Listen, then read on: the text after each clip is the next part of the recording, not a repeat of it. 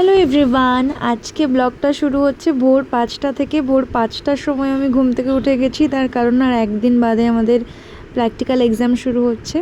সকাল থেকেই ঝিরিঝিরি বৃষ্টি হচ্ছে, ওয়েদারটা খুব সুন্দর আর ভোর ভোর আমার খুব খিদে পেয়ে গেছে, তাই একটু ড্রাই ফ্রুটসও খেয়ে নিলাম। তারপর বেলার দিকে ওই 11:30 নাগাদ আমি যাচ্ছি কলেজে, বিকজ আজ হলো আমাদের সেকেন্ড ইয়ারের লাস্ট ক্লাস। মানে বেসিক্যালি আমাদের প্র্যাকটিক্যাল ক্লাস ছিল, প্র্যাকটিক্যাল একটু প্র্যাকটিসের জন্য গেছিলাম আমরা। সঙ্গে করে আমি আমার ল্যাপটপটাও নিয়ে যাচ্ছি, যাতে যা যা শেখানো হচ্ছে সেগুলো আমি আমার ল্যাপটপে নিয়ে আসতে পারি।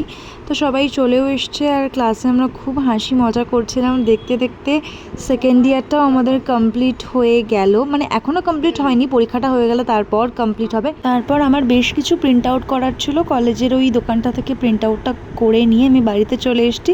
আর বাড়িতে এসে আমি একটু প্র্যাকটিস করছিলাম, যেহেতু একদিন বাদে এক্সাম। তারপর লাঞ্চও সেরে নিয়েছি। সো এইভাবেই কাটলো দিনটা। সাবস্ক্রাইব করতে ভুলো না।